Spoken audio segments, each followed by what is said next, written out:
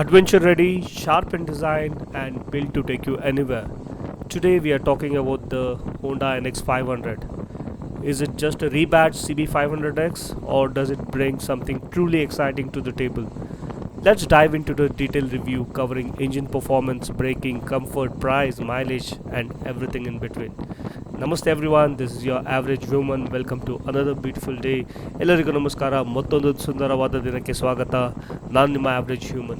So in today's video, I'm doing my 1 year ownership review of Honda NX500 and let's get started.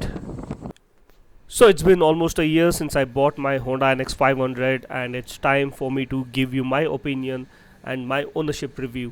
And just yesterday I finished my second annual paid service of my machine and I paid a total of 5,604 rupees. Yes, you heard it right. I finished my annual paid service at 5,604 rupees. Let us start with the engine performance. I'm not going to get into details about torque figures or horsepower, etc. In my opinion, the engine is smooth, linear, and surprisingly peppy for an adventure tourer in this segment. You will find some buzziness at the foot pegs and handlebar post 5.5 to 6,000 rpm, but otherwise the engine remains smooth and you can easily cruise at 100 to 120 kph all day. You can still cruise at 130 140 kph with slight buzziness at the handlebars, and if you're okay with the wind blast, you can sit at the speed comfortably for quite a long time. Throttle response is refined, especially in the mid-range. You can comfortably cruise at highway speeds, no vibrations, no drama. The engine loves to rev, yet remains calm when you need it to. In the braking department, the feedback is decent with progressive bite, but some might feel it's not razor sharp. That said, for touring and light off-roading, it's confidence inspiring. I've done some sudden braking at highway speeds and I found myself stopping very easily even before getting too close to the vehicles in front of me. Now let's speak about comfort. Comfort wise, the NX500 really shines. I come from long touring experience on multiple bikes, and for me, NX500 until now has been the most comfortable bike that I've spent time on the saddle. And as you know, I've done Ladakh 3 times with 3 different bikes, and the third time was on NX500, and I just really had the utmost comfortable ride I had during the whole Ladakh series. I am 170 centimeters, and for my height, my reach, everything seemed to be on par. I mean, I did not have any issues with reach to the handlebar. I have not put any handlebar risers or any accessories to change the ergonomics.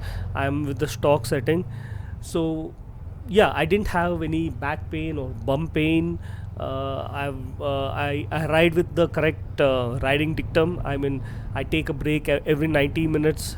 An X500 is kind of a bike that you take for a 500-kilometer ride and still feel fresh at the end of the ride.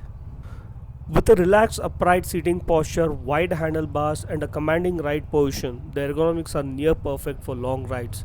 Even for riders around 5'6", 5'8", the 830 seat height feels manageable. And if you're taller, it feels even better. So comfort-wise, if you ask me, I would give it 8 out of 10. Let's talk about the mileage. In terms of fuel efficiency, the NX500 surprised me. I've got a mileage of 27 to 30 kilometers per liter in real world conditions, depending on how I ride. With 17.5 liter tank, you can expect a healthy range of 400 kilometers minimum, or it can go up to 450 to 500 also, depending on how you ride on that particular trip. In the city conditions, even with peak hour traffic and bumper to bumper traffic, I've got a mileage of around 24 to 26 kilometers per liter. So yes, I'm happy with the mileage both in the city as well as for touring purpose. When it comes to maintenance, being a Honda, maintenance is predictable and affordable. Regular service intervals are 6,000 kilometers or annual service, and parts availability is steadily improving across India. And yes, it's not as heavy on the pocket as some European rivals. Now let's speak about accessories. When it comes to accessories, the NX500 has a growing range of accessories throughout the market.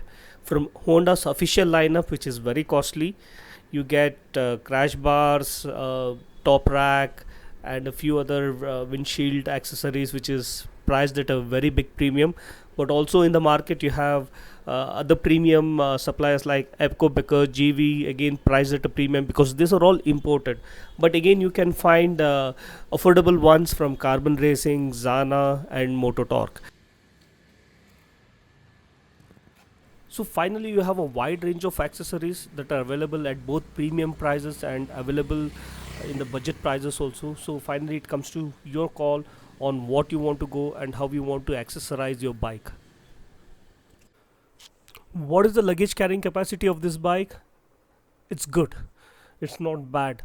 If you're traveling solo, you can see in this photo, I'm traveling with a Viaterra claw bag, 70 liters. On top of that there's a duffel bag, and behind that there's a top box and a tank bag. And if you're traveling with a partner, instead of the claw bag and duffel bag, you can use the side bags or the saddle bags. So let's talk about the pricing of the Honda NX500. The NX500 is priced at around 5.90 lakh ex showroom, and on road in Bengaluru you can get it at 7.54 lakhs. While it might seem on the higher side, remember it's a CBU import, so taxes has to play a very important role on the pricing of this bike. Also, this bike is built with top-notch reliability and Honda's refinement. You are investing in long-term peace of mind. So let's go for the final verdict. So should you buy the Honda NX500? If you're looking for a reliable, refined and well-balanced mid-size ADV that can tour, commute and even dabble in light trails, the NX500 is definitely worth it. It may not scream power, but it wins with comfort, practicality and the Honda DNA. Yes, you can always choose Himalayan 450, ADV 390, Scrambler 400X or other options. But if you're looking for a bike that's going to stay in your garage for a long time, and if you're looking for a hassle-free ownership and a pretty good resale value, Honda NX500 is the way to go. That's it for today's review. Let me know what you think about the NX500 in the comments below. Would you pick it over the KTM Adventure or the Royal Enfield Himalayan 450? Like, share and subscribe for more real world motorcycle content.